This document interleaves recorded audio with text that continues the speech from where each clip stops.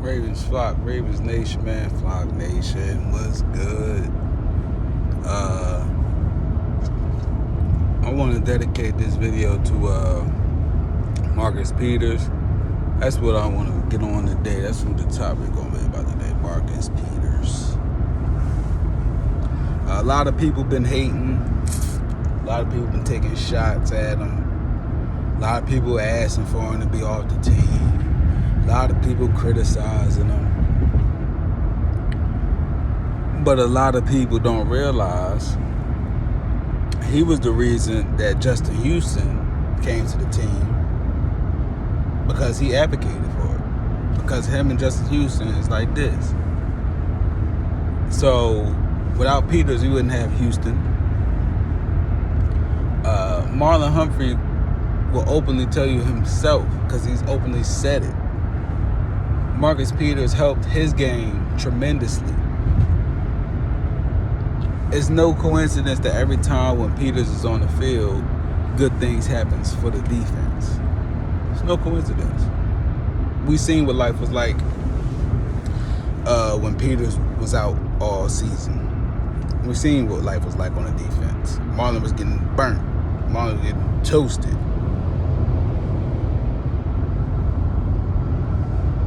You know? And what a lot of people don't realize too is Marcus Peters just recently had a lot to do with us winning the Bengals game. We really would have beat the Giants if they didn't call that BS flag on Peters, because he caught the interception. That was BS. That was BS. I'm going to still say it. A lot of other people don't realize as well, if they can sit there and say Marlon Humphrey is balling this year, right? If you don't say the same for Peters, you're hating. Or I ain't gonna say you're hating. You got a skewed outlook on this. Because they both got the same amount of turnovers. Marlon got 2 interceptions. I think 1 fumble recovery. Peters got 1 interception, 1 forced fumble, 1 fumble recovery. It's no coincidence, man. This Ravens defense is top tier. I don't know what year, because the season's still going, but we in a nice group when it comes to Ravens seasons of defense. We are in a nice group with this roster right now. I believe, if I remember correctly, 2011 team, the 2000 team, the 2015 team, 1996 team, defensively, of course.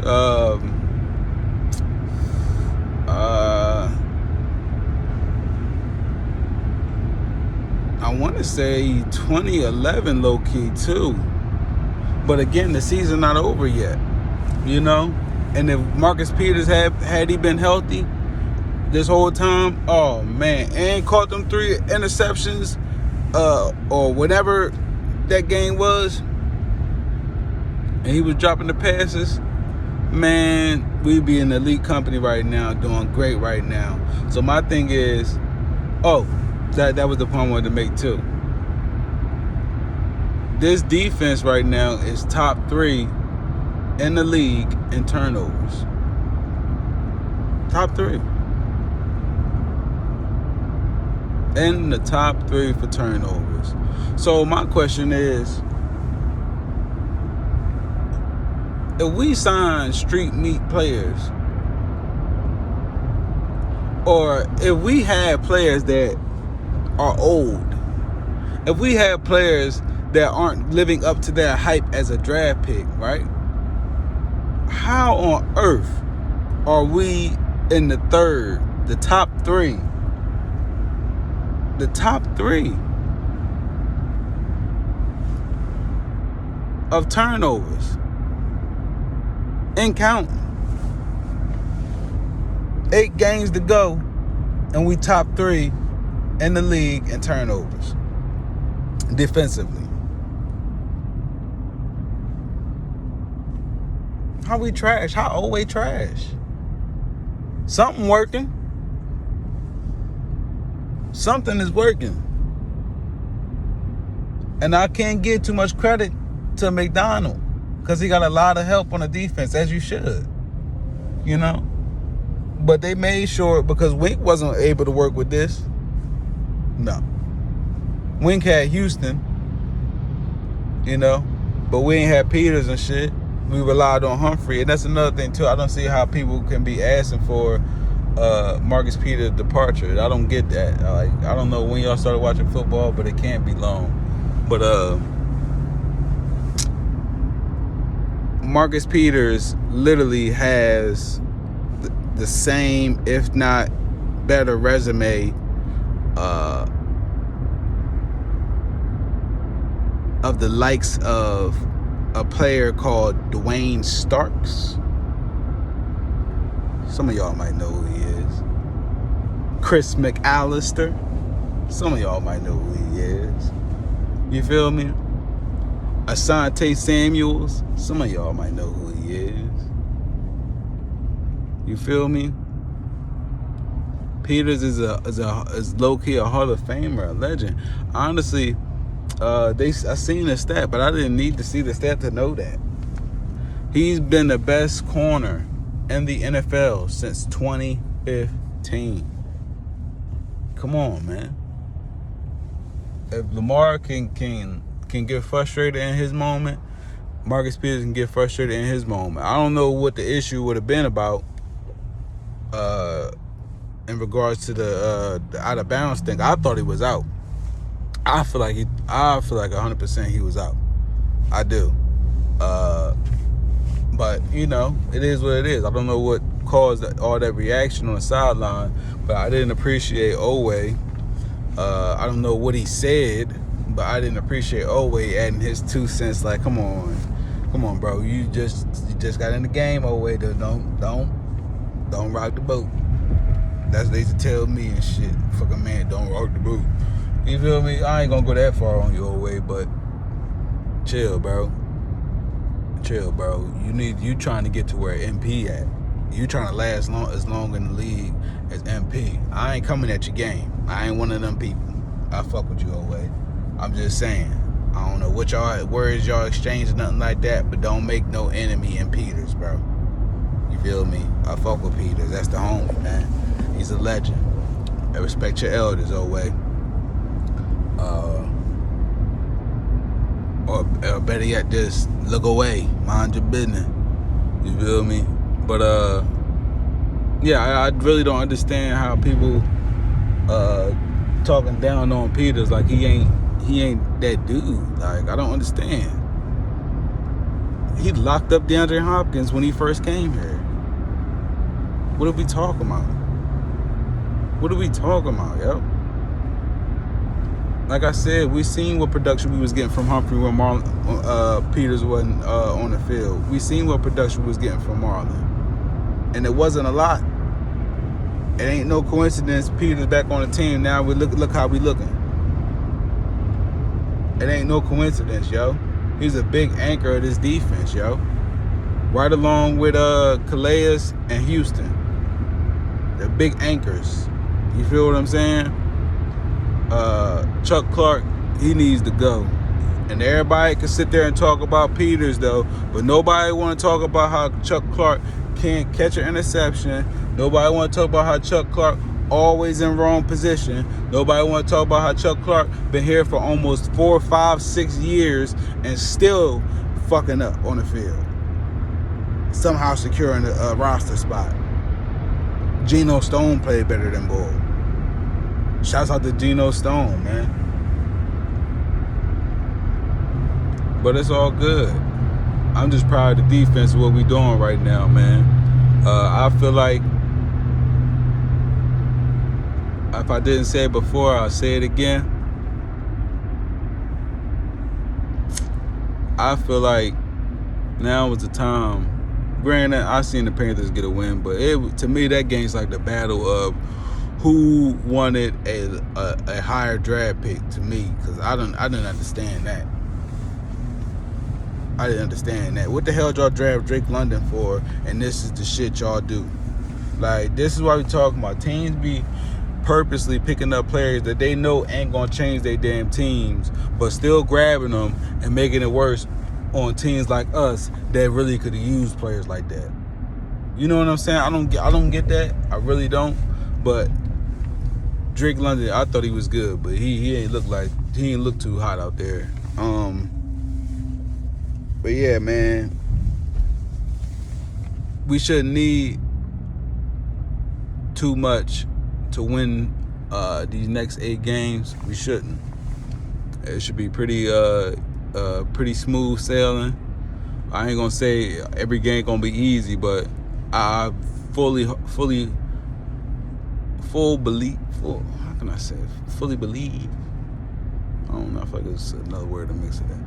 But I have full faith. I'll say that. I have full faith that how we getting it done right now, we can still get it done with them 8 games. Steelers is out of it. Panthers is out of it. Everybody just looking away to spoil the season, but it ain't that. It ain't even that serious, yo. None of these teams really that much of a threat like that. I don't want to hear the words trap game, because there's going to be several of them. Because, again, all these teams are beatable. We're better than them. It's clear. But, you know, everybody come to play with Lamar in the stadium. So we always got that element going with us. But, yeah, man. Again, I just wanted to talk about Marcus Peters. I just wanted to talk about the defense. Trying to think who else I want to give a shout out to. Yeah, let D-Jack Hill, man.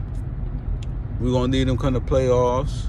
To me, this defense is a Super Bowl type defense, playoff atmosphere type defense, especially with Marcus Williams return, especially whenever Ojabo get back out there. You know, all that's going to help. I heard somebody say just because you got depth don't mean you got talent. These be the same people that sit there and say, well, they get in the NFL, so they got to be good. Yo, you can't win for losing. When was it a bad thing to have depth? When did you start criticizing depth? I thought you always look for talent on a team. You're not just looking for people just to fill slots, like bodies, so to speak. Like, no, we definitely recruited players. We definitely drafted players. Definitely needed depth because we know we had injuries last season. So it was a reason, you know. But regardless,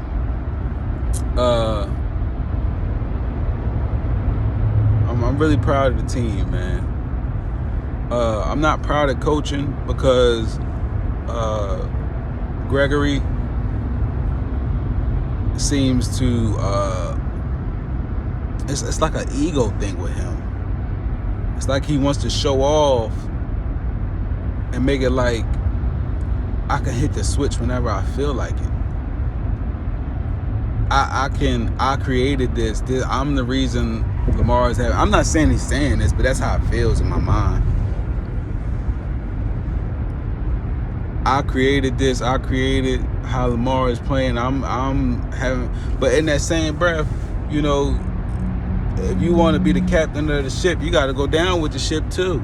You got to take some of that motherfucking blame. So if you're gonna stick your chest out that much and be calling up these motherfucking consistent plays that are benefiting us, why the fuck was you calling them bullshit? Why are you purposely going away from the game plan? You know what I'm saying? As above. Damn, I'm getting my shit all mixed up today. As is above, as is below, or however you say that. You feel what I'm saying? So if you're going to want the praise, you got to take the criticism, Roman. Ain't no way in the world you're going to sit here and tell me you adjusted as the game went on. Bitch, why don't you been adjusted? Why don't you just come out in the game already using the formula that worked when you adjusted? Why we gotta wait for you to see plays not working in order for you to adjust and finally get the play calls right and dial up shit that's working for us? It's no secret Lamar is doing good in no huddle offense. We've been feeling that way since Joe Flacco was here. You know what I'm saying? I don't get Gregory, but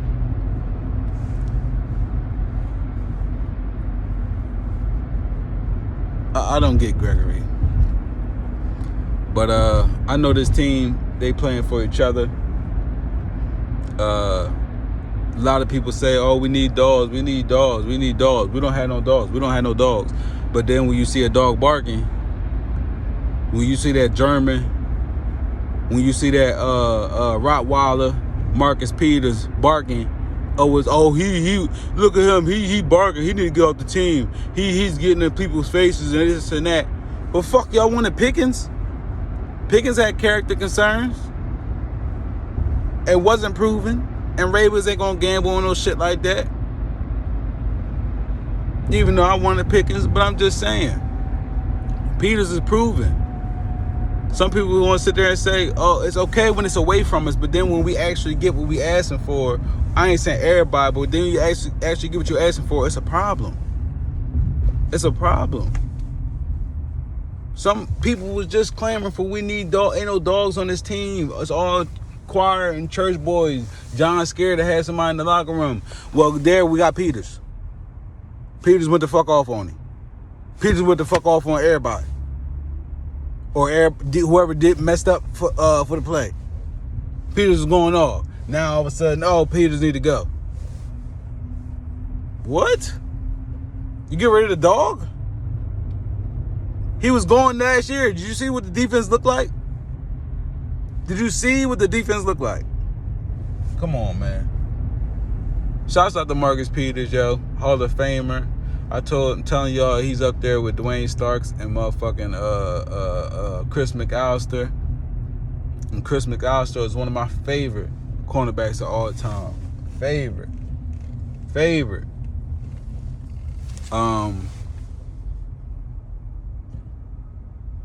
Yeah, man. We need to prepare like we about to get ready for the playoffs. I ain't saying go that hard. I ain't saying put y'all bodies on the line or nothing like that. I'm just saying game plan wise, we need to be thinking with that mentality like, hey, we need to put these guys in situations that they may be in when we get to the playoffs. I don't want y'all to be throwing Tylan Wallace out there because somebody went down and now he got to figure it out in game. No, put him out there now. Put him out there let him get them snaps that Bateman was getting, or let Prochet get them snaps Bateman was getting, or I wouldn't even play DeMarcus Robinson low key.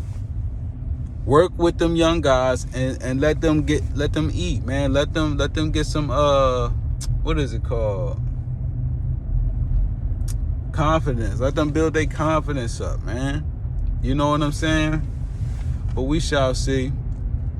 Ravens flock, Ravens nation, man. Shout out to my boy James Prochet. Channel 3. Shouts out to Lamar Jackson, man. That dude ain't going nowhere. He retiring a Raven. Great pickup for Roquan Smith, man. This defense is going to be great, man. At least for this year. I don't know what's going on beyond that, but I'm just proud of the team, man. Like I said, they playing for each other. I was clowning when the 2012 team came to the facilities, to the castle, and was talking to them. I was clowning, but I don't know if it worked, but these boys looking legit, man. I don't know if Ray Lewis and Air Reed defense legit, but these boys looking legit, man.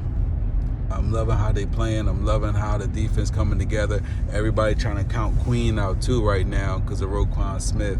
But if y'all notice, Malik's role didn't diminish damn near. Malik, nobody talks about Malik, how good he not. How he isn't good, excuse me. Nobody talks about that, but they always be on Queen back, man. Always be on Queen back. Nobody talk about Malik Harrison. He's not good. He's not good. He's slow. His feet is slow. He's a good tackler, but he don't break down plays fast. You know, I'm sorry. And at least Queen try to get there fast. You know, but yeah, I love the duo with Roquan and goddamn Patrick Queen. You know, let them grow together. This was working out great, and I think we on to something.